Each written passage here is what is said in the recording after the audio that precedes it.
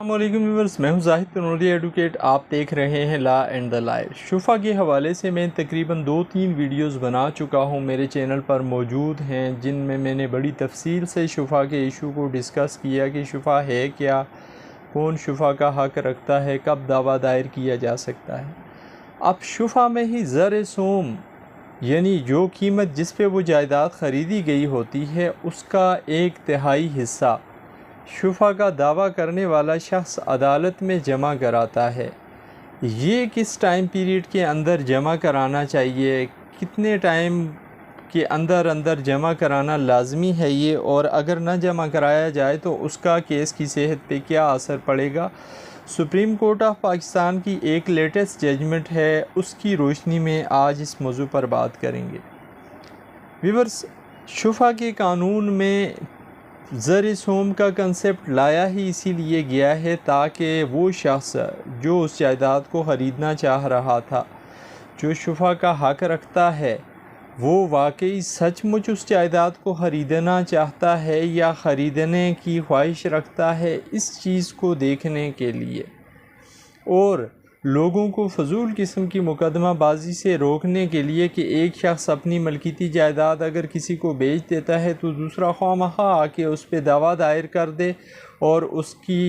जो right of property है उसको पामाल करने की कोशिश करे। इस चीज़ को रोकने के लिए प्रीएम्पशन एक्ट में ये प्रोविज़न दी गई है कि जब भी कोई शख्स शुफा का दावा दायर करेगा तो वो शख्स शुफा का दावा दायर करने के बाद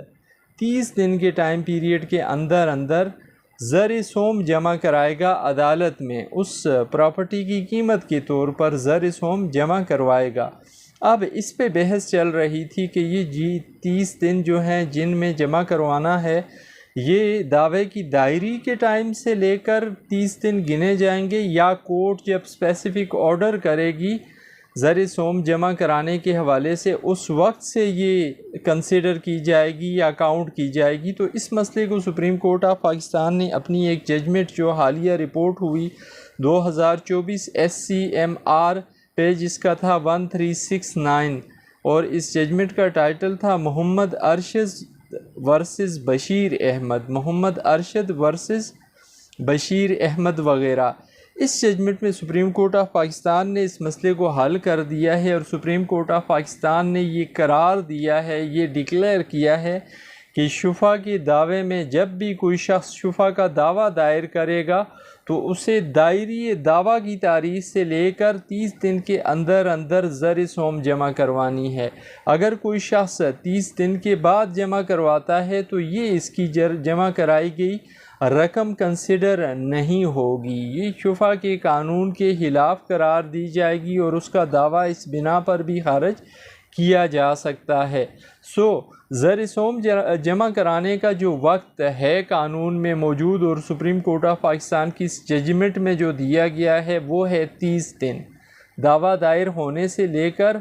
30 दिन कंसिडर किए जाएंगे, काउंट किए जाएंगे जब भी वो पूरे हो रहे हैं, कोर्ट ऑर्डर को नहीं देखा जाएगा। उम्मीद है ये वीडियो आपकी मालूमात में इजाफे का बायस बनेगी। आखिर में गुजारिश, अगर आप चैनल पर नए हैं, आपने चैनल सब्सक्राइब नहीं किया हो तो चैनल सब्सक्राइब करें, वीडियो लाइक करें, बेल आइकन प्रेस करें ताकि अवेयरनेस के हवाले से हर नई आने वाली वीडियो का नोटिफिकेशन आप तक पहुँच सके। ज़िंदगी रही फिर हाज़िर होंगी किसी नए मौजू के साथ। इजाज़त दीजिए, अल्लाह हाफिज़।